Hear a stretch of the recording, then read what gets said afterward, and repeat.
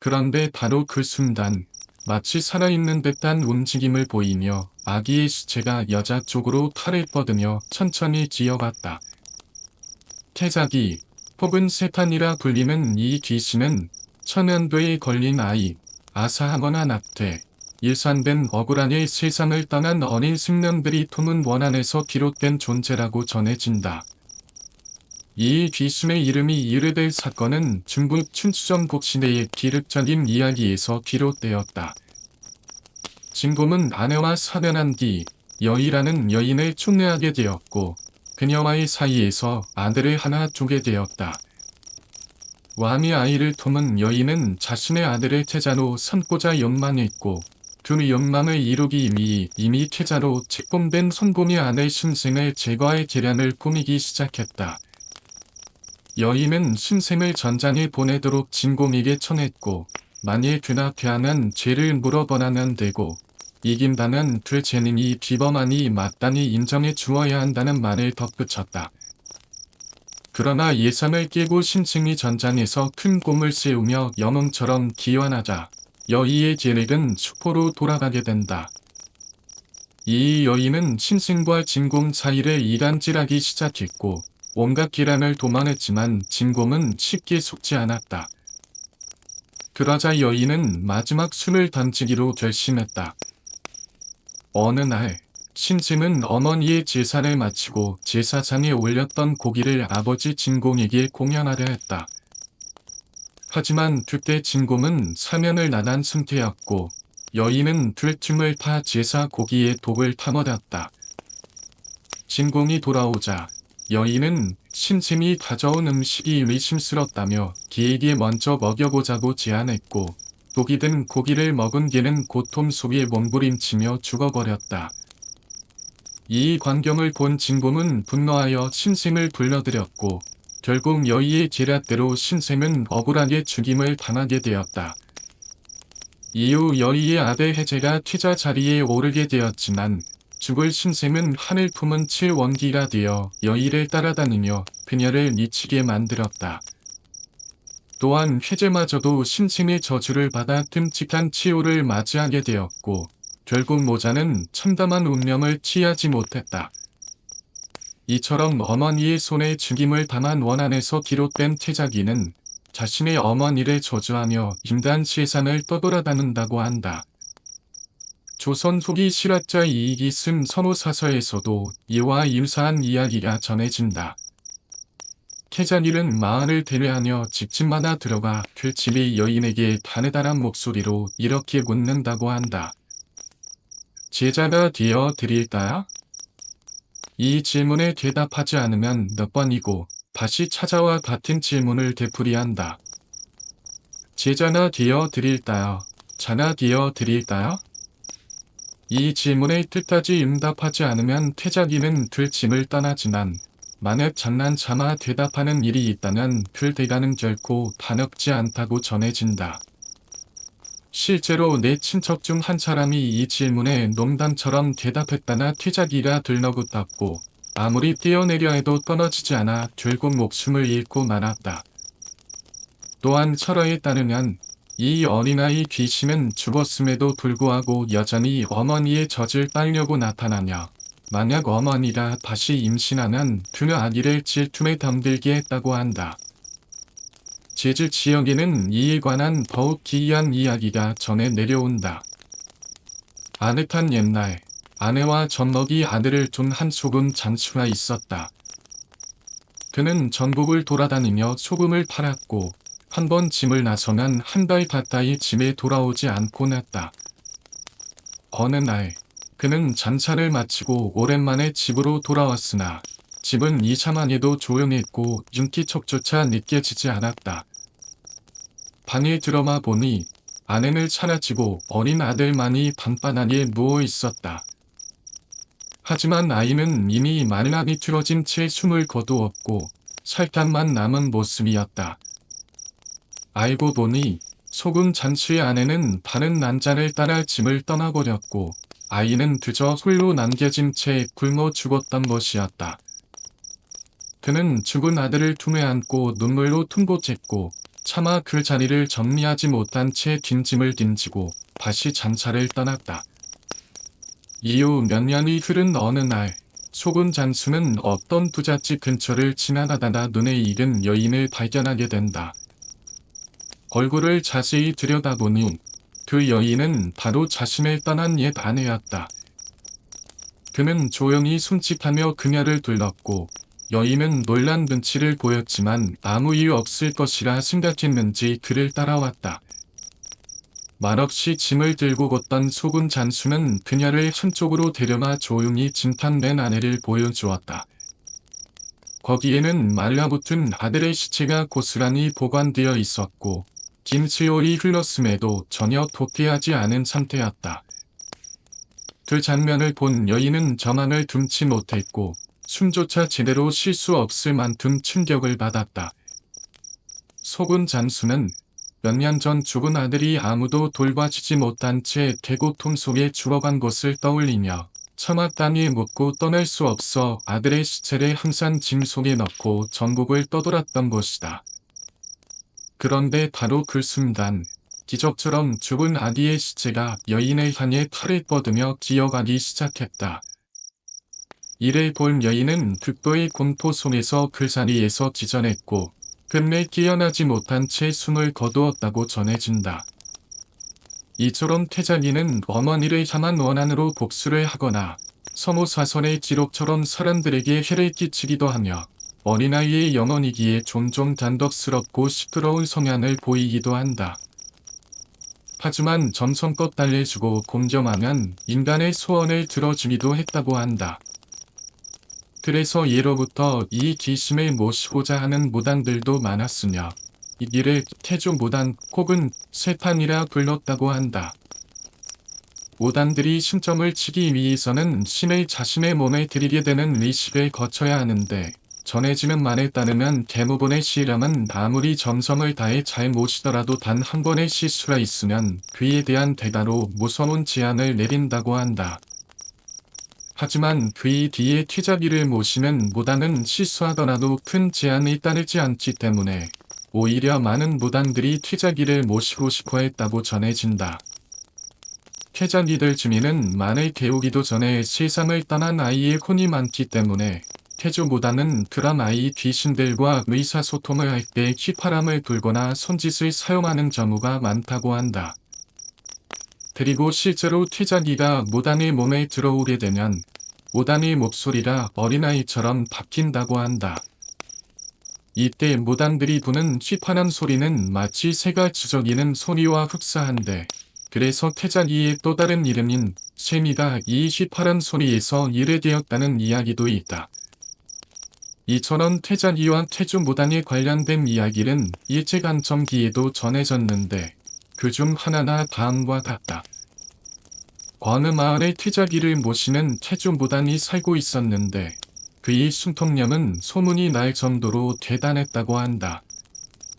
하지만 어느 순간부터 그 무당은 사실 사기꾼이다라는 소문이 마을에 퍼지기 시작했고 그 소문은 결국 지역 경찰서장의 귀에까지 들어가게 되었다. 경찰서장은 호기심을 느꼈는지 무당을 돌려들여 조사해보기로 했고 무당이 끌려오자 이렇게 말했다. 내가 정말 순통력이 있다면 내 과거와 미래를 한번 맞춰보아라. 무당은 아무 말 없이 고개를 숙이고 있더니 갑자기 손끝한 어린아이의 목소리로 이렇게 말했다. 너 숨겨둔 여자아이 있지?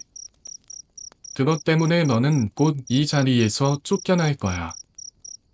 갑작스레 변한 무당의 목소리와 그의 기이한 예언에 경찰서장은 크게 놀랐지만 이내 정신을 차리고는 무당을 쫓아내며 화를 냈다. 하지만 그날 밤 경찰서장은 면밀히 무당의 짐을 찾아다 무릎을 꿇고 말했다. 아까는 보는 눈이 많아 예의를 잃었습니다. 말씀하신 대로 제가 숨겨둔 여자가 한 명 있습니다. 그런데 이 일을 어떻게 해야 자리에서 쫓겨나지 않을 수 있겠습니까? 이처럼 퇴자기는 순통력을 발휘해 무당들에게 많은 도움을 주었지만 그 영험한 힘이 때로는 매우 잔혹하게 악용되기도 했다. 그중 하나가 바로 살아있는 아이를 일부러 귀신으로 만드는 의식, 즉 영내라 불리는 끔찍한 주술이었다. 16세기 말 조선의 기성에 살던 한 남자 김씨는 어린 아들이 실종되자 미친 듯이 전국을 떠돌며 아이를 찾았다. 그러나 몇 년이 지나도록 아들은 발견되지 않았고 김씨는 결국 아들이 죽은 것이라 단념하게 된다. 그런데 어느 날 한 광부가 산에서 광석을 캐던 중 땅속에서 뼈만 앙상하게 남은 어린아이의 유골을 발견하게 되었다. 알고 보니 그 아이는 바로 6년 전 실종된 김씨의 아들이었다. 김씨의 아들은 그날 집 앞에서 놀고 있다가 갑자기 나타난 낯선 남자에게 말을 걸게 된다. 이야, 이리 와 보겠니? 순진했던 아이는 아무 의심 없이 그를 따라갔고 이윽고 깊을 산속까지 끌려가 버렸다. 비아는 아이를 좁고 캄캄한 동굴 속에 일어넣고른 입구를 바위로 막아버렸다. 아이는 꺼내달라며 울부짖었지만 아무도 대답하지 않았다. 며칠이 지나자 아이는 목마름과 굶주림에 고통받기 시작했고 거의 죽을 지경에 이르렀다. 그러던 중 바위 틈 사이로 작은 죽그릇이 들어왔다. 배가 고팠던 아이는 아무 생각도 없이 그 죽을 허겁지겁 먹어치웠고 이후로도 가끔 집이나 풀로 엮은 이불이 들어오긴 했지만 그 외에는 빛 한 줄기조차 들지 않는 그 좁은 공간에서 아이는 무려 6년이나 버텨야 했다. 아이의 정신은 이미 붕괴된 지 오래였고 부조되었을 당시 아이는 이미 극심한 영양실조 상태에 있었으며 결국 2년 뒤 세상을 떠나고 말았다. 그 귀한 힘의 아이를 그런 방식으로 가둔 것인지 그 정확한 의도는 밝혀지지 않았지만 서모사선의 또 다른 기록에서 예측해볼 수 있다. 조선 후기 실학자 이 일은 이렇게 기록했다. 우리나라에는 내라는 끔찍한 주술이 있는데 이는 남의 자식을 몰래 여인에 가두고 죽지 않을 정도로만 음식을 주며 서서히 굶겨가며 욕심을 메마르게 만든다. 그러나 아이가 기진맥진하여 배고픔에 미쳐 있을 때 죽도 안에 맛있는 반찬을 넣고 아이가 그걸 먹으려고 들어가는 순간 날카로운 팔로 번개처럼 찔러 죽인다. 그렇게 죽은 아이의 혼이 죽통에 머물도록 주둥이를 꽉 말아두면 이 귀신을 사람들에게 덤을 옮기게 되고 그 덤을 찔러주겠다며 다시 사람들에게 돈과 곡식을 받아 무단히 이리를 취하는 방식이다. 이러한 영매는 조선뿐 아니라 중국 수나라의 기록에서도 그 존재가 확인되며 일본에서도 최악의 금기 주술 중 하나로 간주되고 있다. 그렇다면 그렇게 다친 아이들의 영혼은 도대체 어떻게 그 어둡고 긴 시간을 견뎌냈을까? 이 물음은 아직까지도 사람들의 가슴을 싸늘하게 만든다. 그리고 이 모든 전설과 주술 속에서 어린아이라는 이유만으로도 쉽게 시승되어야 했던 태자기의 이야기는 오늘날까지도 무속인들과 전해 내려오는 공포의 중심에 서 있다. 비가 추적추적 내리던 어느 날 조선 후기의 명문 출신 불신 이유는 말을 타고 종묘 근처를 지나고 있었다. 회색빛 안개가 깔린 거리 위로 말발굽 소리만이 전망을 깨트리고 있을 때였다. 그때였다. 갑자기 그의 눈에 맨담화 하나가 시야에 들어왔다. 검은 천으로 벗긴 그 가마는 묵직하게 그의 옆을 지나갔고 가마 안에서 누군가나 나직하게 중얼거리는 소리가 들려왔다. 너무 걱정하지 말거라. 자리를 옮기면 다 나아지게 될 것이야. 이유는 마치 꿈결처럼 지나가는 그 소리에 귀를 기울였고 문득 가마 안에 판 여인이 죽을 병에 걸린 듯해 보였다. 그녀는 희미한 숨소리를 내며 누군가의 부축을 받아 어딘가로 향하고 있었던 것이다. 참으로 가련하구나. 이유는 안타까운 마음으로 가슴을 쓸어내리며 만을 달려 계속 길을 나아갔다. 그렇게 시간이 흐르고 어느 고개를 넘어가던 중이었다. 갑자기 바람에 실려오는 지독한 기린내가 코를 찔렸다. 알 수 없는 악취에 코를 막으며 고개를 넘던 순간 저 멀리서 지푸라기 같은 형체 하나가 흔들리며 이웃 쪽으로 달려오고 있었다. 그것은 기이한 움직임을 보이며 기틀거리던 도로 위 밭을 쓸 사람이었다. 비 오른 날 밭을 쓰는 것이 이상한 일은 아니었지만 그 인물의 움직임은 뭔가 심상치 않았다. 이유는 말에서 살짝 몸을 떼어 자세히 살펴보았고 그제야 깨달았다. 그 인물에게는 다리가 단 하나밖에 없었던 것이다. 비이한 정체는 끼걱거리며 다가오더니 이윤이의 눈앞에 멈춰 섰다.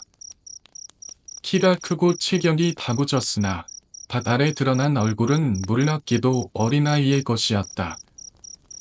핏기 없는 얼굴에 두 눈만은 불꽃처럼 이글거리고 있었다. 비이는 낮고 건조한 목소리로 물었다. 가마나 지나가는 걸 보지 못했느냐? 이유는 순간적으로 주저했다. 방금 전 가마를 본 것은 사실이었지만 왠지 모르게 이 기이한 자에게 그 사실을 말해서는 안 될 것 같은 느낌이 들었다. 그래서 이유는 거짓으로 답했다. 보지 못했소. 비이는 이유를 이글거리는 눈으로 잠시 노려보더니 아무 말 없이 몸을 돌려 떠났다. 그런데 그가 향한 방향은 바로 가마나 닿던 길이었다. 이유는 깜짝 놀라 가슴이 철렁 내려앉았다. 이 자가 그 가만을 찾아내면 큰일이 날지도 모른다. 그렇게 직감한 그는 곧바로 말을 돌려 비인을 뒤쫓기 시작했다. 말말굽이 진흙판 위를 거칠게 내달리며 비인이 향한 길을 향해 가던 도중 그는 그가 없던 집 안으로 들어가는 것을 보게 되었다. 놀랍게도 그 집은 이미의 친척이 살고 있는 집이었다. 고천만에서 내려 뛰어들어간 그는 그 귀인을 찾으려 주변을 둘러보았으나 이미 그는 어디에도 없었다. 아니, 어찌된 일이요. 친척은 반가운 얼굴로 이효를 맞이했고 이효는 바마와 밭을 쓴 수상한 인물을 본 이야기까지 모두 털어놓았다. 친척들은 놀라며 이야기를 나눴고 그제야 이효는 그 바마의 판 여인이 바로 친척의 며느리라는 사실을 알게 되었다. 그녀는 알 수 없는 병에 걸려 수개월 동안 고통 속에 앓아 누워 있었고 오늘에서야 마지막 수단으로 다른 집으로 키접을 가는 중이었다는 것이었다. 키접이란 원인을 알 수 없는 병에 걸린 사람이 새로운 곳으로 자리를 옮기며 병을 씻어내는 전통적 유리한 통습이었다. 뭔가 이상하다고 느낀 이유는 환자가 머무른 방으로 곧장 들어갔다. 그 방은 음산한 기온이 감돌았고 부인의 뒤길머리 옆에는 놀랍게도 아따봤던 같은 귀인이 앉아 있었다. 그는 미를거리는 눈으로 이유를 노려보고 있었다. 내가 정신을 놓는 순간 저 요물의 계략에 빠지게 될 것이다.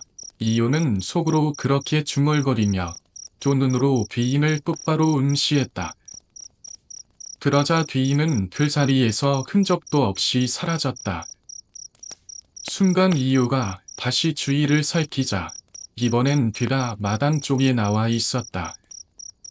이유가 계속해서 그의 눈을 응시하자 비인은 지붕 위로 올라갔고 마침내 공중으로 뛰어오르며 허공 속으로 사라져버렸다. 그 전체는 바로 복합기, 외다리 역심이었다. 갓을 쓰고 도롱이를 걸친 채 다리는 하나, 얼굴은 아이지만 체격은 어른인 지기한 모습의 귀신이었다. 그 존재는 사람들에게 덤을 옮기고 음탕한 짓을 일삼는 악기로 조선뿐 아니라 중국, 일본에서도 전해 내려오는 전설 속 존재이다. 그 독각기는 이유를 두려워했는지 끝내 사라졌고 그의 시선을 피하자 그 집의 며느리도 기적처럼 병이 낫게 되었다. 친척들은 감격하여 이유에게 연신 감사 인사를 전했고 이유 또한 안도의 숨을 내쉬며 다시 길을 나섰다. 하지만 얼마 지나지 않아 슬픈 소식이 전해졌다. 며느리가 다시 귀이한 병에 걸려 고통 속에 죽어가고 있다는 것이었다. 이유는 다시 친척의 집으로 향했고 그곳에서 자신의 이름을 적은 종이를 꺼내 조심스레 찢었다. 그리고 그 조각들을 며느리가 머무는 방의 사망 벽에 빈틈없이 붙이며 말했다. 이제 내가 없더라도 내 놈은 이 밤 안에서 내 시선을 피할 수 없을 것이다. 그 후 며느리는 다시 병이 낫게 되었고 이번엔 영영 그 병이 돌아오지 않았다고 전해진다. 이처럼 독각기는 비 오는 날 밭을 쓰고 도롱이를 걸치고 나타나는 역신이냐 사람들에게 덤을 옮기고 탐욕스러운 욕망을 부추기는 존재로 그려진다. 하지만 죽일 듯한 기세로 그의 눈을 쏘아보면 도망친다고 전해진다. 조선 후기의 무이신 이유가 이 도끼를 마주친 일은 고담에 등장하는 이야기도 바뀐 이영의 이야기라 조선 중기 무이신 다리 기록에도 남아있다. 또한 성현이 집길한 영제초마에서도 비 오는 날 독각기를 마주쳤다는 기록이 전해진다. 하지만 왜 하필 이유의 눈에만 이 귀신이 보였던 것일까? 그것은 단순한 우연이었을까?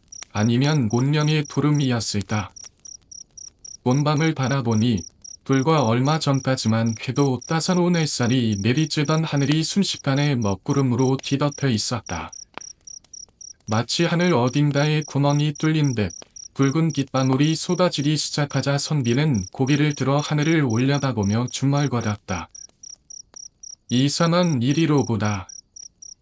점점 어두워지는 집 안을 밝히기 위해 그는 촛불을 켜고 다시 책을 펼쳤다. 그러나 집중하려 해도 무언가 문 쪽에서 서늘한 기운이 자꾸만 느껴졌다. 슬며시 고개를 들어 물을 바라본 선비는 그만 숨을 삼킬 수밖에 없었다. 그곳에는 키에 흠뻑 젖은 더벅머리 아이 하나가 아무 말 없이 서 있었다. 그 아이는 온몸이 축축하게 젖은 채로 천백한 얼굴을 하고 있었고 말없이 선비에게로 다가와는 그의 곁에 조용히 앉았다. 그러고는 들릴 듯 말 듯 낮고 미약한 목소리로 속삭였다.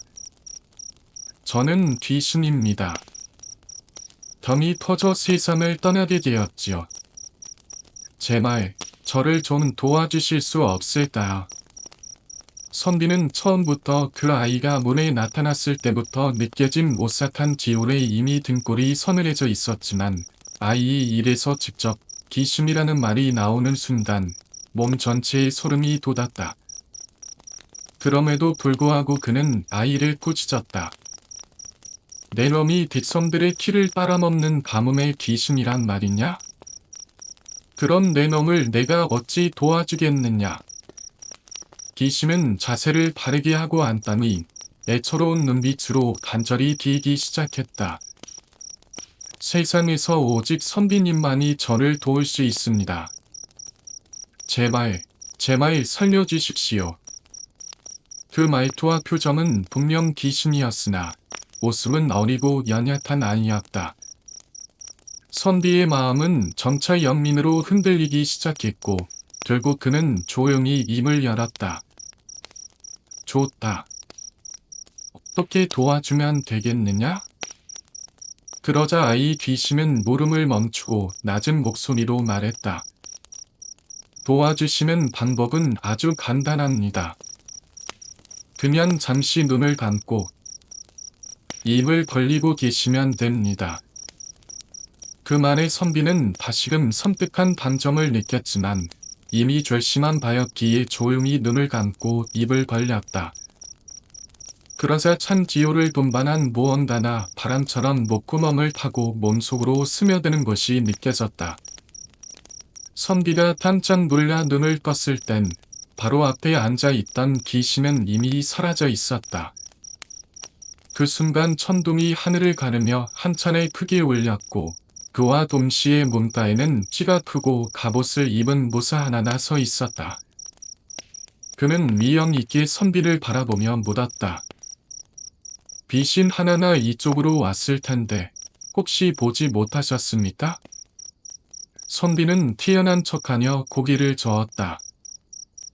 나는 모르는 일이요. 모사는 의심의 눈초리로 다시 한번 물었다. 그 귀신은 밤음을 일으키는 작기요. 어서 내놓으시오. 하지만 선비는 단호하게 말했다. 내 분명히 말했소. 나는 아무것도 보지 못했소. 그때 갑자기 허공에서 전체불명의 목소리가 울려 퍼졌다. 내본 시간이 없다. 그 가뭄의 귀신은 저자의 뱃속에 있으니 배를 가르야 꺼내 오너다. 그 말을 들은 모사는 난처한 표정을 지으며 대답했다. 이 이불은 하늘이 내린 분이니 내가 차라리 벌을 받는 한이 있어도 죽일 수는 없습니다. 그 목소리는 계속해서 모사를 재촉했지만 선비가 끝내 물러서지 않자 모사는 큰 아쉬움 속에서 통곡하며 사라졌다. 모사가 사라지자 기이하게도 금세 기가 멎었다. 그리고 이내 선비의 입에서 무언가가 바람처럼 빠져나왔다. 그것은 바로 아따 그 귀신이었다. 이 은혜는 결코 잊지 않겠습니다. 오늘은 이렇게 떠나지만 언젠가 꼭 다시 만날 것입니다. 귀신은 조심스레 저를 하나니 허공으로 사라졌다. 참으로 이상한 일이로다. 선비는 긴 여운을 남기며 자리에 앉았다. 그 후로 그는 더욱 학문에 매진하여 마침내 과거의 잠언으로 급제하게 되었고 학자로서 명성을 떨쳤다. 그가 바로 조선 중종 때의 대학자이자 기였다. 점암 조관조였다. 점암은 조정을 개혁하려는 뜻을 품고 정치를 펼쳤지만 끝내 기묘사화로 인해 전라도 능성으로 묘배를 가게 되었다. 그렇게 대에 오른 그는 넓은 바다를 바라보며 마음을 다스리던 중 갑작스러운 풍랑을 맞닥뜨렸다. 거센 파도와 거친 바람은 배를 뒤흔들었고 사람들은 모두 공포에 질려 죽음의 위험에 떨었다. 그때였다. 배의 앞머리에 맨 사람의 형상이 퇴연히 앉아있는 것이 보였다. 조관조는 눈을 반에게 뜨고 그 형상을 살펴보았고 곧 알아차렸다. 그것은 오래전 자신이 살려주었던 바로 그 가뭄의 귀신이었다. 다른 사람들은 아무도 그를 볼 수 없었지만 오직 조관조만은 그 귀신의 모습을 똑똑히 볼 수 있었다. 귀신이 조용히 앉은 뒤 놀랍게도 풍랑은 거짓말처럼 사라졌다. 조관조가 다시 그 자리를 바라보았을 땐 귀신은 이미 자취를 감춘 뒤였다. 오늘은 이렇게 떠나지만 훗날 꼭 만날 기회가 있을 것입니다. 과거 가뭄의 귀신이라 하여 조려온 소리에 도와줄지 망설였던 그 존재가 이번엔 조관조를 위기에서 구해준 것이다. 그 덕분에 조관조는 무사히 유배지에 도착할 수 있었다고 전해진다. 조선 후기자 박지한이 직기란 지이라는 책에는 흥미롭고도 섬뜩한 이야기가 등장한다. 바로 호랑이에게 희생될 사람의 영혼이 귀신으로 변해 다시 호랑이의 하수인이 되는 기이한 이야기이다. 박지한은 이렇게 썼다.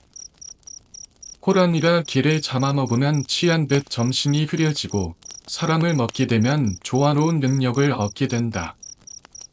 그런데 사람을 한번 잡아먹은 호랑이는 그 사람의 영혼을 참기라는 귀신으로 만들어 자신의 겨드랑이에 붙여둔다.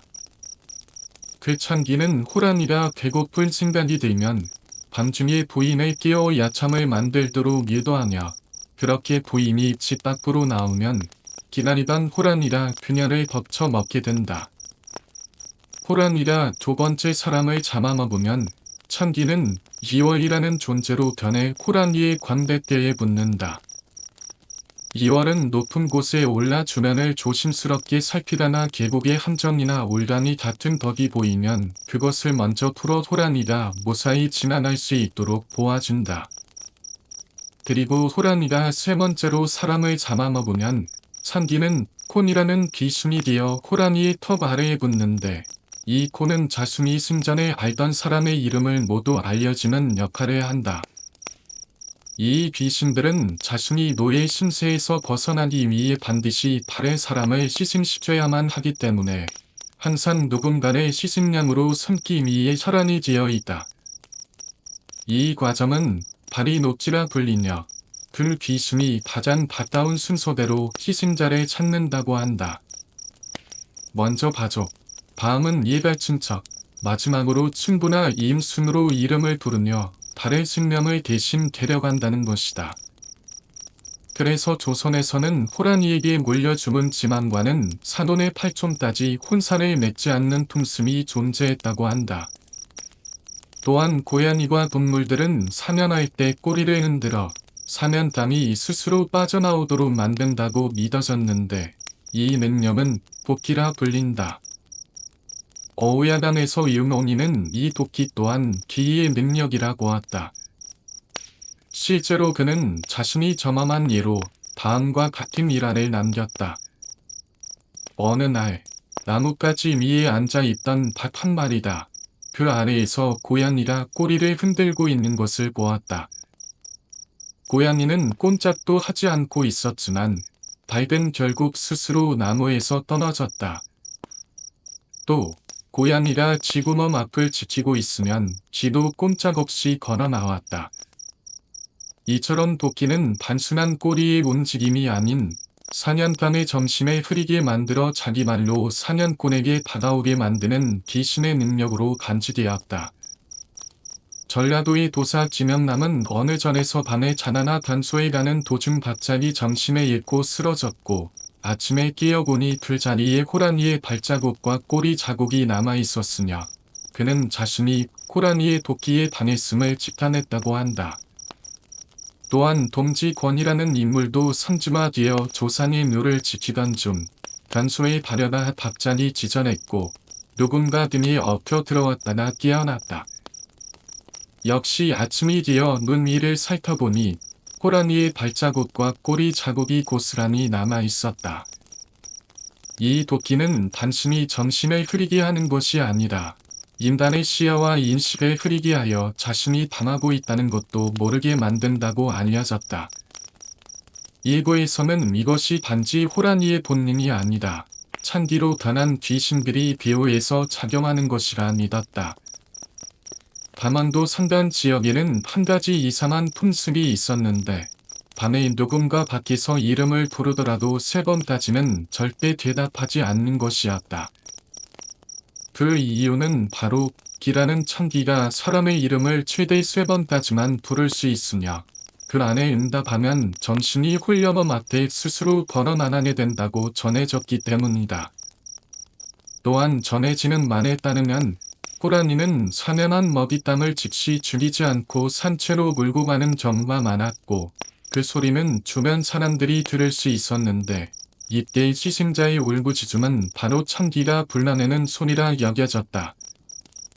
이렇듯 귀신은 대개 사람이 죽은 소 원한이 남아 숨기는 존재지만 고려시대에는 나무조차 귀신으로 숨겨만았던 독특한 사례가 존재한다.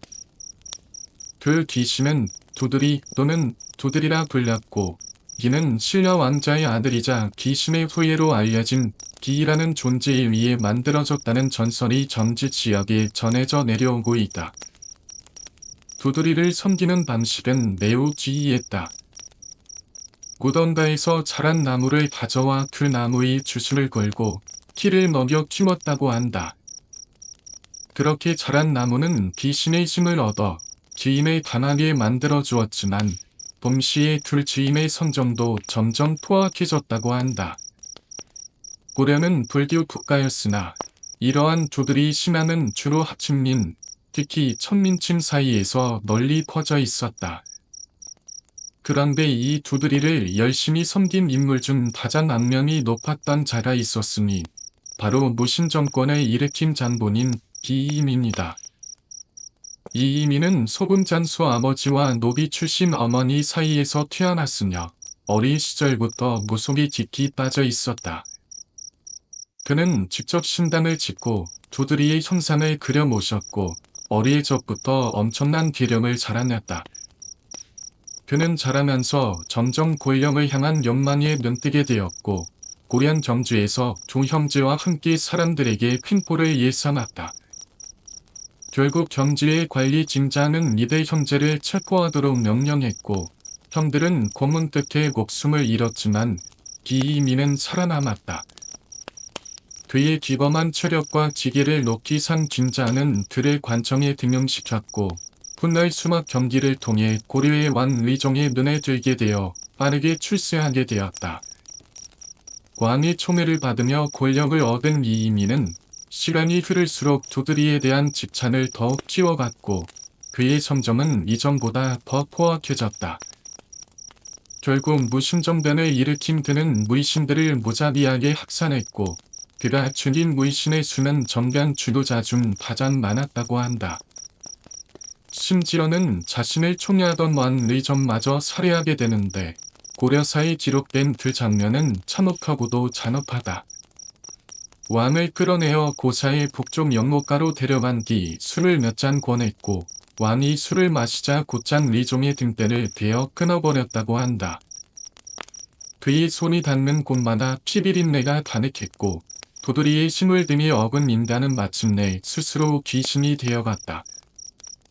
부러지는 듯한 소리가 나자 이이민은 마치 세상을 모두 손에 넣은 자처럼 커다란 웃음을 터뜨렸다.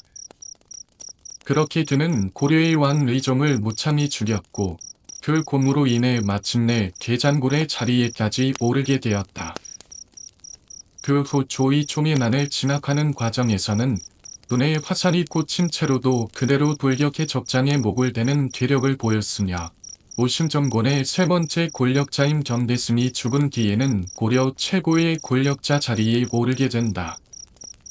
이이민이 집권하자 그의 포감은 날이 갈수록 불을 넘었고 당시 고려 전행에는 이런 소문이 돌기 시작했다.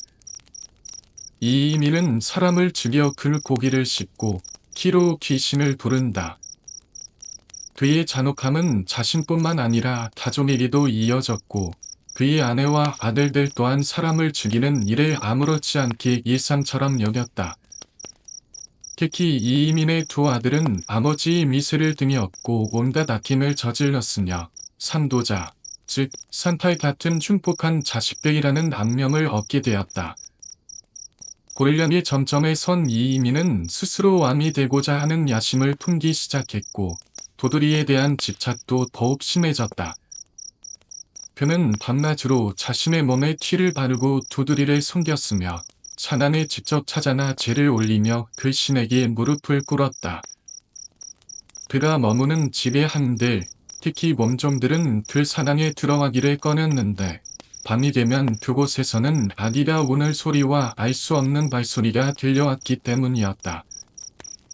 그렇게 밤낮 없이 제사를 지내던 어느 날 도두리의 형찬이 갑자기 나타나 이이민 앞에서 통곡을 하기 시작했다. 깜짝 놀란 이이민이 그 이유를 묻자 도두리는 이렇게 말했다. 내가 지금까지 너와 내 집안을 잘 지켜왔지만 이제 하늘이 재앙을 내리기로 결정하였기에 더 이상 너를 지킬 수 없고 너에게 지도조차 전할 수 없다. 그 말을 들은 이이민은 깊은 불안에 빠졌고 그로부터 얼마 지나지 않아 그의 두 아들이 당시 또 다른 실력자였던 전충수의 예완 기둘기를 빼앗는 사건이 벌어졌다. 이 일의 계기로 전충수는 분노에 불타 이이민을 습격했고 결국 이이민은 험함한 최후를 맞이하게 되었다. 전충수는 도망친 이이민의 아들들을 끝까지 추격해 모두 붙잡아 죽였고 이이민의 친족들까지 손족을 면회실에 말려버렸다. 그들은 이이민 집에 있던 두들이 드림도 불태워 없애버렸다. 이이민이 죽은 뒤 원불이 고래를 침략했고 점주는 훈티화되었으며 조드릴에 섬기던 신안도 역사 속에서 거의 사라지게 되었다. 하지만 조선 선종 때 탄천대 순진 동국의 승란에는 여전히 점주의 일부 지형에서 몸낭, 즉 나무의 뒤심 조드릴을 모시는 제사가 있었다는 기록이 남아있다. 이이밀은 한국사에서 최초로 촌민 출신으로 오로지 자신의 물력과 권모술수만으로 고려의 최고 권력자 자리에까지 오른 인물로 기록되어 있다. 한편 먼 옛날 제주도 촌대리에 한 농부가 살고 있었다. 그는 기자림 근처에서 밭을 일구며 생계를 이어갔는데 어느 날 평소보다 일이 일찍 되며 친구가 일하는 밭으로 향하게 되었다. 멀리 밭 한가운데서 친구가 소를 끌고 있는 모습이 보였고 농부는 천천히 걸어가며 중얼거렸다. 아직 일이 끝나지 않았나 보군. 그러나 그때 친구가 갑자기 이상한 행동을 하기 시작했다.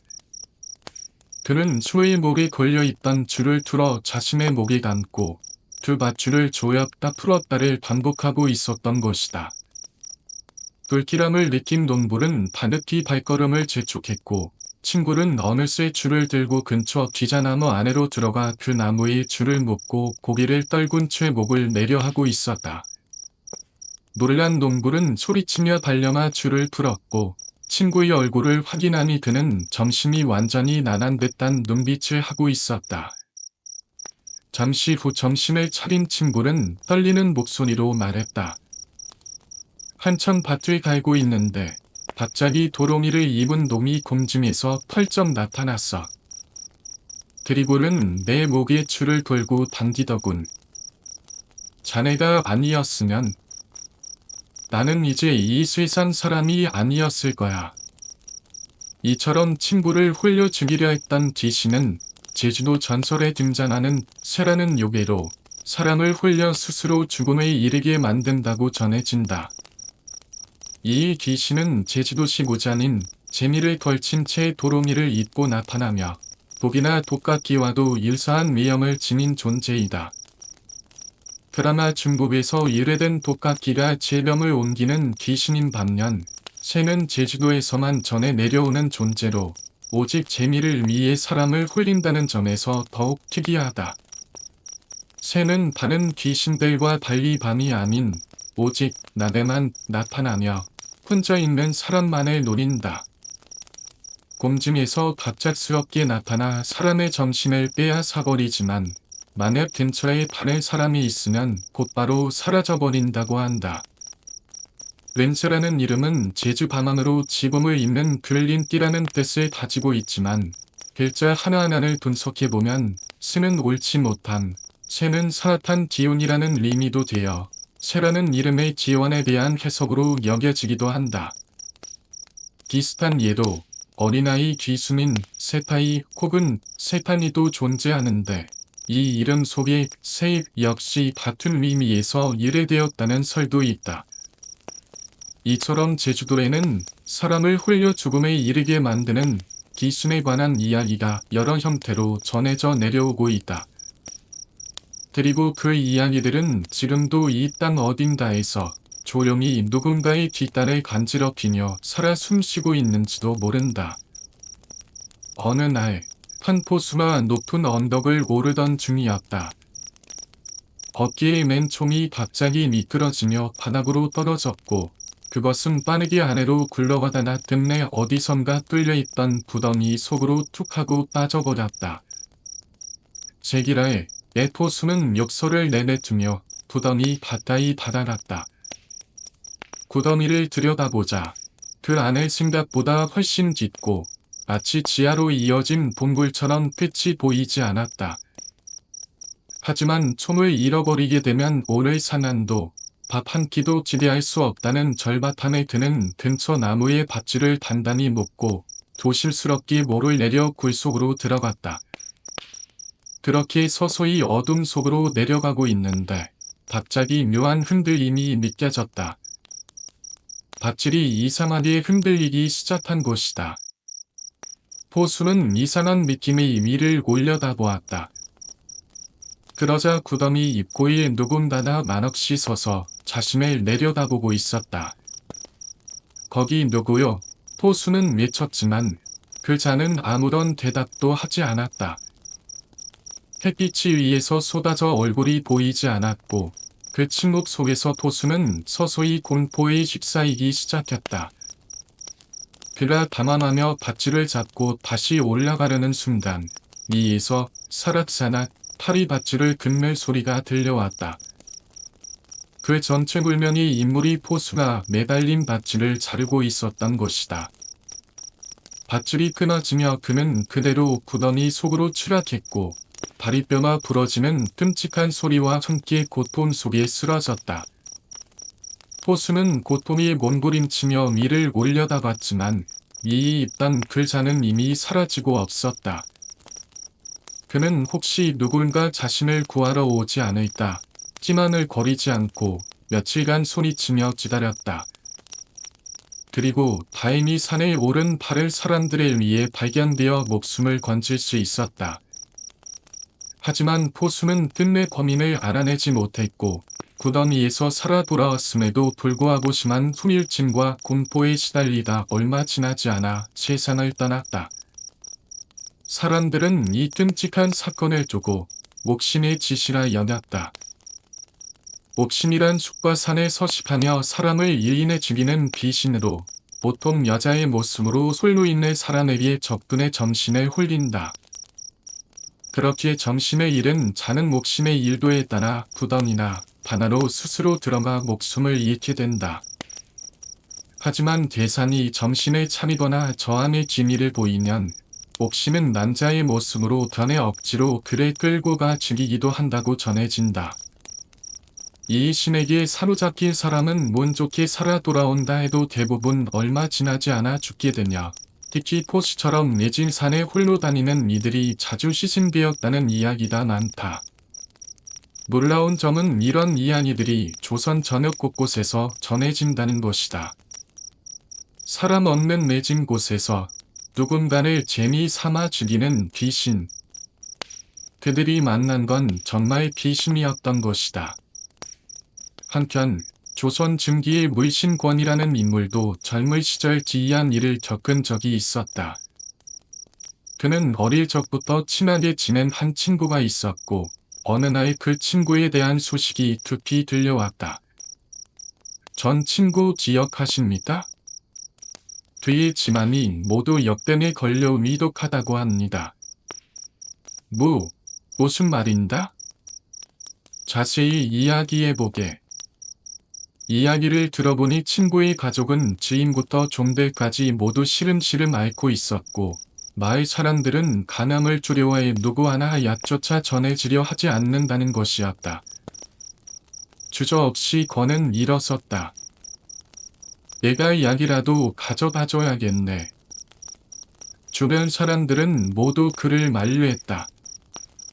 이보게. 아무리 오래된 버드라도 역병에 걸린 자들을 만나면 자네도 죽을 수 있어.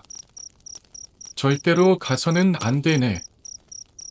그러나 권은 조용히 말하며 고개를 저었다. 사람의 승차는 하늘에 달려있는 법, 위험을 알면서도 친구를 외면할 수는 없지 않겠다. 그리하여 그는 말리는 사람들을 뒤로한 채 양을 구해 친구의 집으로 향했다. 한참을 걸어 도착한 친구의 집은 무척이나 적막했다. 대문을 열자 그 안에는 종들이 서로 몸을 포기하는 채 죽어 있었고 집 안은 이미 죽음의 그림자가 짙게 드리워져 있었다. 그 끔찍한 광경을 피해 조심스럽게 안으로 들어가자 안쪽 방문이 열리며 한 남자가 모습을 드러냈다. 그는 너무나 얄미워 몰라볼 정도였지만 복권을 알아보고는 눈물에 젖은 얼굴로 그의 조손을 꼭 붙잡았다. 모두가 나를 외면했어도 자네만은 이렇게 와줄 줄 알았네. 자네 덕분에 이제 나는 살 수 있을 것 같네. 권은 약을 건네주고 친구를 다독이며 그날 밤 친구의 집에서 함께 머물게 되었다. 하지만 밤이 짙고 정적이 단도는 집안, 시체들 뿐인 들공단에서 친구의 모습은 어디에도 보이지 않았다. 이복에 어디 있는다. 마당을 향해 소리쳤지만 대답은 돌아오지 않았다. 그는 마치 어디론가 얀만 받아 호련히 사라진 듯했고 권 또한 돌아가려 했지만 그날 밤은 폭우까지 쏟아지고 있어 꼼짝없이 대천에 남게 되었다. 권은 피골한 몸을 벽에 지대어 앉아 있었고 결국 자신도 모르게 잠이 들었다. 얼마 후 낯선 소리에 잠에서 깨어난 그는 창문 밖으로 스산한 비가 내리고 있는 가운데 반장 너머로 뭔가 지이한 형체가 스쳐 지나가는 것을 보게 되었다. 달빛이 신이하게 비추고 있었지만 그 형체는 어렴풋이 사람처럼 보였다. 권은 순간 혹시 내 친구인가 하는 생각이 스쳤다. 그런데 형체는 이내 움직임을 멈추더니 반장을 가볍게 넘고 마당 안으로 들어왔다. 그 형체는 하나가 아니었다. 다리가 하나뿐인 두 명의 귀인이 도로미를 걸치고 있었고 그들은 조용히 권을 바라보다가 중얼거렸다. 여기 있다. 그리고는 마치 짐승처럼 맹렬하게 달려들었다. 그들 중 한 명은 불타는 듯한 눈빛을 건뜨리며 권을 뚫어지게 노려보았다.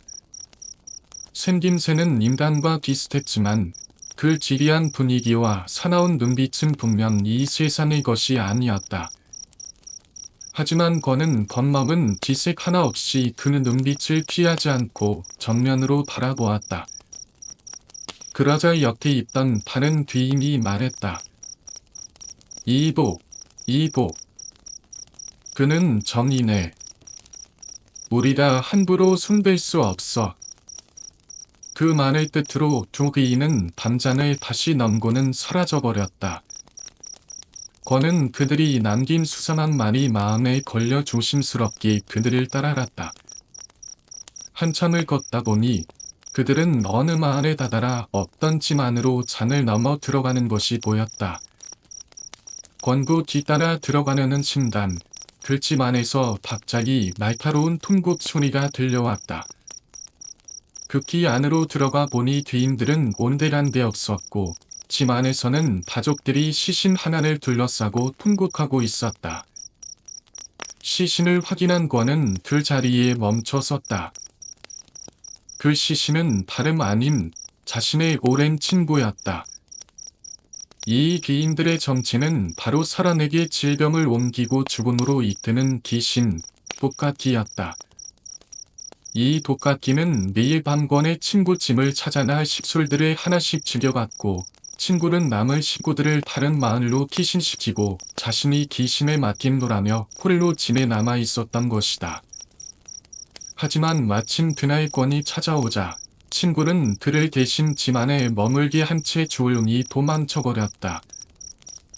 그 밤에 귀신이 올 것을 알면서도 친구는 권을 홀로 남겨두고 자신은 목숨을 구하고자 한 것이다. 하지만 귀신은 들깨에 속지 않고 끝내 도망친 그를 찾아나 죽였다. 이 이야기는 어우야단의 다음과 같이 기록되어 있다. 권은 자신의 몸을 희생하여 남을 구하였으나 그의 벗은 리리를 저버리고 친구를 팔아 도망쳤다. 그의 마음은 기할 데 없이 충하였고 귀신이 그를 마땅히 죽인 것이다. 이후 권은 귀신이 볼보아주는 복을 입고 높은 자리에 오르게 되었으며 사람들은 그를 권정승이라 불렀다. 실제로 훗날 그는 조정의 정승이 되어 오랜 세월 동안 권세와 복을 누렸다고 전해진다. 음악이 잔잔히 흐른다. 고려 오왕 시대 신이라는 인물이 있었다. 그는 심씨 가문의 17대 가주로 아버지만큼은 아니었지만 집안을 잘 이끌며 관직에서도 충실히 역할을 수행하던 자였다. 그러나 아버지가 세상을 떠난 이후 심의의 집안에는 이상한 일들이 연이어 벌어지기 시작했다. 어느 날 심의의 손자가 밖에서 놀다 갑자기 울면서 뛰어들어왔다. 누가 나를 때렸어요. 애나고 울먹이는 아이의 옷을 걷져보니 몸 곳곳에 숨자국 같은 멍이 선명히 남아 있었다. 심유는 크게 분노했고 하인들을 십자주면을 샅샅이 조사하게 했지만 끝내 범인을 찾을 수는 없었다. 며칠 뒤 이번엔 임신 중이던 며느리가 낮잠을 자던 중 갑작스런 복통을 느꼈다. 놀란 눈을 뜬 그녀는 티를 흘리며 자신 위에 올라탄 낯선 남자를 보았고 그 순간 찢어나버렸다. 결국 그녀는 아이를 일산하게 되었고 이후 집안에서는 점점 더 기이한 일들이 벌어지기 시작했다. 밤마다 바닥이 진동하거나 천장에서 울음소리가 들렸고 아궁이에서 갑작스런 불길이 치솟는다 하면 밤을 지어두면 어느새 그곳이 집마당에 흩어져 있거나 장롱 속 옷들이 들고에 걸려 있었다. 어느 날 밤 심희의 아들인 심희가 미칠에서 돌아오다 길가에 쓰러져 있는 사람을 발견하고 바나나 깨우던 중 그 사람이 티를 토하고는 쓰러져 버렸다. 결국 심희는 살인 혐의로 잡혀가게 되었다. 집안의 재앙이 이어지자 신씨 가문은 마침내 무당을 불러 퇴마 의식을 거행하기로 했다. 무당은 구슬을 시작한 지 얼마 되지 않아 갑자기 몸을 떨기 시작했고 눈이 기지킨 채 이렇게 미쳤다. 만화의 신들아, 나는 절대 그만두지 않는다. 심유는 소리쳤다. 내 몸은 누구냐? 어찌하여 우리 집안에 이토록 재앙을 퍼뜨리는가? 무당의 입을 길어 나타난 귀신은 대답했다. 나는 신기이다. 내 아내가 나를 대신했다. 두고 봐라. 너희 씨를 모조리 말려줄 테다. 그 말을 끝으로 무당은 티를 토하고 쓰러졌고 끝내 목숨을 잃었다. 이 신기란 자는 사실 심희의 사촌으로 2년 전 모함을 몰아내기 위한 연모를 꾸미다 심희의 아버지에게 발각되어 가문에 의해 처형당했던 인물이었다. 이후 사람들은 심희에게 집을 떠나는 것이 좋겠다고 권했다. 하지만 심희는 단호히 말했다. 이 짐은 선배부터 대대로 살아온 터전이다. 귀신 따위에 굴복할 수는 없다. 그러나 그의 고집은 가문을 더 깊은 어둠으로 끌고 갔다. 아이들은 이유 없이 경기를 일으켰고 하인들은 자나 극사하는 일이 이어졌다. 그리고 밤이 되면 신기가 꿈에 나타나 옥을 들고 심희를 괴롭혔다. 온갖 무당과 도산을 불러 귀신을 쫓아내려 했지만 매번 허공에서 신기의 음산한 목소리가 울려 퍼졌다. 나는 아직 끝나지 않았다. 그것들은 마치 무언가에 홀린 듯 권에게 품선명을 하려는 기세였고 이 기이한 일들은 시간이 흘러도 멈출 기미가 없었다. 심유는 모든 수단과 방법을 동원해 원기를 물리치려 했지만 집안을 덮친 재앙은 끝내 그를 덤들게 했고 결국 그는 덤세를 이기지 못하고 숨을 거두고 말았다. 심유가 죽자 남아있던 신씨 일가는 마침내 모든 걸 포기하고 집을 떠났다. 그리고 그들의 저택은 버려진 채 폐가가 되어 귀신이 사는 집으로 불리게 되었다. 고려시대 명문가로 이름 높았던 신씨 집안은 그렇게 심희를 마지막으로 올라타고 역사의 뒤안길로 사라졌다고 전해진다. 이후로도 한동안 그 집에서는 밤마다 처절한 울음소리와 기이한 지척이 들려 근처 마을 사람들까지 공포에 떨게 만들었다고 한다. 그 귀신은 조선이 시작되고 이성기가 모함을 몰아낸 후 마치 역사와 함께 그 자취를 감춘 듯 사라졌다고 전해진다. 한편 조선 후기의 물심 인반이 남긴 일어나는 문안에는 귀신을 부리는 한 선비에 관한 기이한 이야기가 실려있다. 조선 중기 선조 연간에 문과에 급제하여 임진왜란을 겪고 훗날 호족환서에까지 오른 신한짐이라는 인물이 있었다. 그에게는 호남 지방에 사는 먼 친척이 있었는데 가난하여 이딴음식 신한줌의 짐을 찾아와 도움을 받곤 했다. 신한줌은 그를 안쓰럽게 여간을 먹을 것과 입을 것을 내어주었고 원한다면 얼마든지 자신의 짐에 머물 수 있도록 배려해 주었다. 그러던 어느 날 친척이 찾아온 지 얼마 되지 않아 갑자기 다시 떠나겠다고 하며 신한줌에게 인사를 하러 왔다. 신한줌은 그가 혹시 불편한 대우를 받아 마음이 상한 건 아닐까 걱정하며 더 머물다 가라며 그를 붙잡았다. 결국 친척은 신한줌의 만류에 다시 머물게 되었고 시간이 흘러 음력 섣달 주문 날 그는 신한줌을 조용히 찾아와 그동안 숨겨온 사연을 털어놓았다. 사실 제가 며칠 전 급히 떠나려 했던 이유는 귀신 때문입니다. 놀란 신한줌이 자세한 사정을 묻자 친척은 말했다. 저는 귀신을 부리는 재주가 있어 매년 설날 아침마다 귀신들을 불러 점호를 해야 합니다. 그들을 제때 두르지 않으면 이리저리 떠돌다 사람들에게 해를 끼치게 되거든요. 올해 설에는 이 집에 머물고 있으니 여기서 점호를 치러야 할 것 같습니다. 신한줌은 담안했지만 그가 일찍이 믿고 따르던 인물이라 선함을 내렸다. 그날 밤 친척은 대청에 올라 귀신을 부를 준비를 했다. 신한줌은 조용히 바깥에서 그 광경을 엿보았다. 그러자 잠시 후 수많은 천체가 안개처럼 집 안으로 몰려들었다.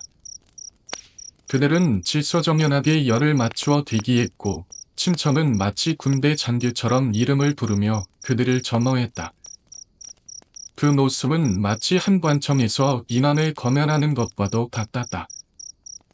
그러던 중 조우 귀신이 늦게 도착했다.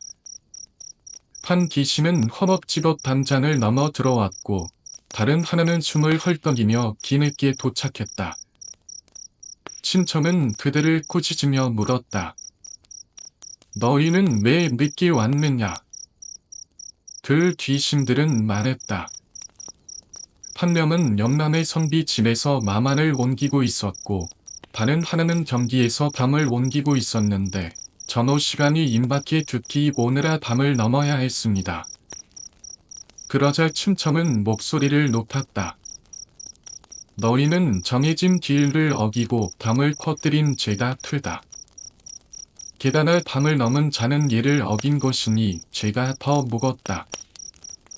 늦은 자는 백대, 밤을 넘은 자는 200개의 형벌을 내리고 족쇄를 채워 감옥에 가두도록 하라.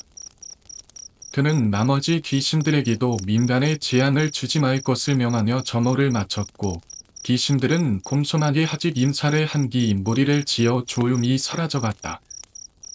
이 광경을 지켜볼 신한줌은 전화했고 친척에게 이 신묘한 기술을 어떻게 얻게 되었는지를 물었다. 그러자 친척은 조용히 지난 이야기를 꺼냈다. 어릴 시절 그는 우연히 한 산사를 찾았다나 굶어 죽어가고 있던 모습을 발견하게 되었다. 불쌍한 마음에 먹을 것을 나눠주었다니 모습은 말했다. 절기에 있는 골짜기의 퉁관이 조은이 나와 함께 타보지 않겠는가. 그렇게 따라난 골짜기에서 노스는 품 안에서 오래된 책 한 권을 꺼내 그에게 건넸다. 나는 귀신을 다스리는 기술을 가지고 있지만 죽을 날이 머지않아 이를 전할 제자를 찾고 있던 참이네. 자네라면 둘 적임자일지도 모르겠네. 모슴은 책의 내용을 일일이 설명해 주었고 부적을 꺼내 돌에 튀우자 삽시간에 수천의 귀신이 몰려들었다. 노슴은 귀신들에게 말했다. 이제부터는 내가 아니다. 이 젊은이가 너희를 다스릴 것이다. 그렇게 책과 기술을 전수받은 그는 다음 날 다시 노슴을 찾았으나 노슴은 이미 이 세상을 떠난 뒤였다. 그날 이후 그는 수십 년간 귀신들을 다스리는 삶을 살아왔고 저말마다 그들을 점화하며 사람들의 피해를 막고 있었다. 신한줌은 놀라움을 감추지 못하며 말했다. 나도 그 재주를 배울 수 있을까? 그러자 춘참은 조용히 고개를 저으며 답답다. 이건 시골에서 몸을 숨기고 사는 이들이나 할 일이지 나라의 제3이 할 일이 아닙니다. 그 말을 남긴 춘참은 이튿날 신안주미의 집을 떠나 다시는 돌아오지 않았다. 후일 신안주미 사람을 시켜 그를 찾아보았더니 그는 깊은 산속의 작은 암자에서 조용히 홀로 살고 있었으며 아무리 불러도 응답하지 않았다고 한다. 그리고 얼마 뒤 그는 그 암자마저 떠나 자취를 감추었다. 그의 이야기는 천회록이라는 문안에 기록되어 있으며 흥미롭게도 이 일이 있고 나서 약 20년 뒤 봄의 인물인지는 확실치 않지만 신안중에 먼 춘천이 살았던 호남 지방에서 귀신을 쫓는 선비에 대한 퇴마선화가 다시 등장한다. 그는 어째서 산속이 은둔하며 끝내 신안중에게 귀신을 다스리는 법을 전수하지 않으려 했던 것일까. 음악이 흐르며 장면이 전환된다. 조선 초기 강릉에는 최씨 성을 가진 짐사가 살고 있었다. 그는 지역에서 가장 부유한 자로 복식이 넘쳐나 곳간이 기는 일이 없고 자손들도 많아 하루도 집안이 조용할 날이 없었다. 더욱이 그는 대토는 이래도 인색하지 않아 갈 곳 없는 이들을 받아들여 자신의 초단에 머물게 하곤 했고 그의 인심은 고을 사람들 누구나 친송할 만큼 넉넉하였다. 저 양반의 복은 단지 돈에서 오는 것이 아니라 전세 및 착한 일을 많이 있기 이런 복을 누리는 게지 사람들이 그렇게 말할 정도였다. 그러던 어느 날 최진사는 아들들과 함께 식사를 하던 중 장난의 미간에 이상한 붉은 점이 생긴 것을 발견했다. 어이, 그 이마의 점은 대체 어디서 생긴 것이냐? 저도 잘 모르겠습니다. 아침에 일어나 보니 이 점이 생겨 있었습니다. 최진사는 처음엔 대수롭지 않게 여겼다. 흔한 뾰루지나 피부 트러블쯤으로 생각한 것이다. 하지만 그 붉은 점은 점점 부풀어 올라 도무지 사라질 기미를 보이지 않았고 얼마 지나지 않아 조독하게 솟구쳐 앵도만 한 특이가 되었다. 이에 짐사는 리원을 불러 아들의 얼굴을 살펴보게 했다. 그러나 리원 역시 고개를 저으며 말했다. 이런 종길은 처음 봅니다. 고름이 잡히지도 않고 침을 놓아도 반응이 없습니다. 예사로운 병이 아닙니다. 며칠 뒤 마당에서 끔찍한 기명 소리가 들려왔다. 장난이 종기를 움켜쥐고 고통에 몸부림치고 있었고 솔 사이로 피가 쏟아져 나왔다. 피는 멈추지 않았고 발끝까지 흘러내리며 몸을 적셨다. 곧이어 종기가 폭발하듯 터지자 장남은 그대로 바닥에 쓰러졌고 다시 일어나지 못했다. 최진사 부부는 슬픔에 잠겨 아들의 장례를 치렀다. 하지만 그들의 눈물은 마르기도 전에 둘째 아들의 미간에도 같은 붉은 점이 돋아났다. 그들은 공포에 사로잡혀 이번에는 무조건 원인을 밝혀야겠다고 결심했다. 다시 의원을 불렀고 이번에는 이름난 무단들까지 동원했지만 그 누구도 이 귀한 증산을 설명하지 못했다. 오히려 무단들 중 몇몇은 대문 앞에서 그 짐을 바라보며 온몸을 떨다나 도망쳐 버리기까지 했다. 이 집에는 저주가 있습니다. 제가 판단할 수 있는 일이 아닙니다. 그렇게 주머리며 모두 등을 돌렸다. 절만한 짐사는 결국 모든 수단을 동원해 둘째 아들을 살려보려 했지만 종길은 더욱 짚어져 어느새 장난과 같은 투기가 되었고 결국 둘째 아들도 피를 토하며 숨을 거두고 말았다. 재앙은 멈추지 않았다. 이번엔 막내 아들의 미간에 붉은 점이 생겼다. 최진사는 그 순간 무너져 내릴 듯한 충격을 받았고 아내와 함께 방난을 가리지 않고 신에게 빌며 방법을 찾아 헤맸다. 하지만 결과는 같았다. 막내 아들도 선들과 똑같은 짐새로 고통스럽게 피를 흘리며 생을 마감했다. 짧은 시간 안에 세 아들을 모두 잃은 최진사 부부는 정신을 놓을 지경에 이르렀다. 그러나 재앙은 그들에게 애도할 시간조차 주지 않았다. 자손 중 유일하게 남은 손자의 이마에도 들큼직한 붉은 점이 생겨난 것이다. 안 돼. 너만은. 제발 너만은. 진사는 절규하며 손자의 이마를 문지르고 또 문질렀다. 그는 그저 그 점이 지워지길 바랐다. 하지만 점은 더욱 선명해졌고 이 집안의 비극은 끝나지 않았다는 듯 짙어져갔다. 바로 그때 짐사의 집 초단에 머물고 있던 짐씨 섬을 가진 생환이 있었다. 그는 과거의 급제한 자로 평소에도 조용하고 학식 있는 사람으로 이름나 있었다. 하루는 최짐사의 하임이 우연히 초단 근처를 지나가다가 김생의 부임이 남편에게 조심스럽게 하는 말을 엿듣게 되었다. 반신, 이제는 나서야 하지 않겠습니까? 짐사 어른께 받은 은혜도 크지 않습니까? 그분의 집안이 이렇게 무너지는 걸 두고만 볼 수는 없잖아. 반신이라면 분명 그 괴이한 조짐을 풀 수 있을 겁니다. 그 순간 김생이 기척을 눈치챘는지 풍급히 부인의 말을 끊었다. 조용히 하게. 지금은 그럴 때가 아니야. 그는 부인의 말을 진지하게 듣고 있었지만 동시에 무언가 망설이는 기색이 역력했다.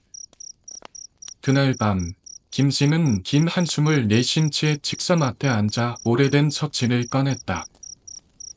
그 책에는 귀신과 재앙, 그리고 저주를 다루는 오랜 기술이 적혀 있었다.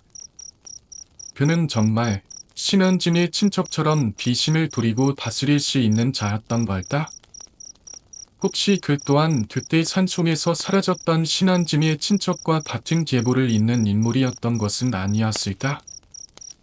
그러나 그는 끝내 자신이 가진 능력을 드러내지 않았고 짐사의 손자는 점점 어두워지는 붉은 기운 안에 죽음의 그림자에 잠식되어 갔다. 음악이 흐르며 조용히 장면이 닫힌다. 그만, 더는 말하지 마시오. 김샘이의 단호한 목소리는 순간 공기를 얼어붙게 만들었다. 좀은 그 말투에서 뭔가 검산치 않은 기운을 느꼈고 놀라움과 두려움을 안고 그 길로 달려나 최진사에게 모든 것을 아뢰었다. 이에 최진사는 급히 김샘을 찾아나 간청했다. 자네다. 기이한 재주를 가지고 있다고 들었네. 부디 내 하나뿐인 손자를 살려주게. 의원도 오단도 아무도 그 아이를 살릴 수가 없네. 자네만이 신한이야. 그러나 짐샘은 고개를 저으며 손사래를 쳤다. 짐사 어르신, 저는 그저 책만 읽는 서생일 뿐입니다. 시몬이 어찌 의원과 무단도 해내지 못한 일을 감당하겠습니까? 하지만 최진사는 늘시오를 굴지며 단복히 호소했다. 내 자네를 한 번도 박하게 대한 적이 없었네. 어린 손자의 얼굴을 생각해서라도 제발 단 한 번만 보아주게.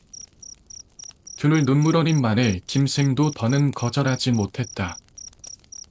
그는 짙은 한숨을 내쉬고는 고개를 끄덕이며 말했다. 그렇다면 지금 즉시 뜰을 깨끗이 치우고 대창의 향로와 의자를 준비해 주십시오. 상황이 급하니 지체할 수 없습니다. 최진사는 혹시라도 김생의 마음이 바뀔까봐 급히 한들을 불러 일사불란하게 지시를 내렸다. 곧 대청에는 향내가 글판에 퍼졌고 김생은 리관을 단정히 갖춰 입고 대청에 올랐다. 그는 조용히 향을 피우고는 품에서 낡은 부적 하나를 꺼내더니 허공에 불을 붙였다. 그 순간 안개처럼 흐릿한 형체나 어스름이 나타나더니 이내 사람 형상의 한 귀신 하나가 개천 바닥에 엎드렸다. 부르셨습니다. 그 기이한 광경에 최진사 부부는 기절할 듯 몰랐지만 김새는 전혀 동의하지 않았다. 그는 굳은 어조로 명했다. 수신이여, 이 짐을 다스리는 도신을 붙잡아 오나다. 그 말이 끝나자 수신은 번개처럼 허공을 가르며 사라졌다. 그리고 오래지 않아 흰 수염을 기른 노인의 모습을 한 또 다른 귀신을 붙잡아 나타났다. 김새는 그 귀신을 매섭게 꾸짖었다. 내가 이 집이 도신이라면서 어찌 이런 사태를 방관하고 있었느냐. 도신은 두려움에 떨며 변명했다. 이 일은 너무나 깊은 원한으로 인해 발생한 것이옵니다. 제 힘으로는 감당할 수가 없었사옵니다. 김새는 차가운 눈빛으로 되물었다. 놈이 어디에 숨었느냐. 도신은 두 손을 들어 어느 곳간을 가리켰다. 그 안, 곡식 더미 아래에 숨어 있사옵니다. 그 순간 최진사는 곁에 있던 아내의 모습을 보고 깜짝 놀랐다. 도인의 얼굴이 잿빛으로 질려 있었고 손끝은 떨리고 있었다. 도인, 왜 그러시오? 그러나 그녀는 아무 말도 하지 않았다. 눈빛마저 공허했다. 김새는 망설임 없이 도신이 가리킨 곳간으로 향했다. 그리고 무거운 나무문을 천천히 열었다. 안에는 바득 쌓인 가만히 더미가 있었고 그 사이에서 들려오는 것은 낮고 구슬픈 여인의 울음소리였다. 가만히를 모두 걷어내라. 김승희 명의 수신은 곧장 안으로 들어가 가만히를 하나하나 걷기 시작했다. 가만히를 들춰낼 때마다 코를 찌르는 듯한 악취가 커졌고 공기는 점점 더 싸늘해졌다. 마침내 더미가 모두 치워지고 안쪽 벽이 드러났을 때 그곳에 기이한 모습으로 선체로 있는 시체 하나나 모습을 드러냈다.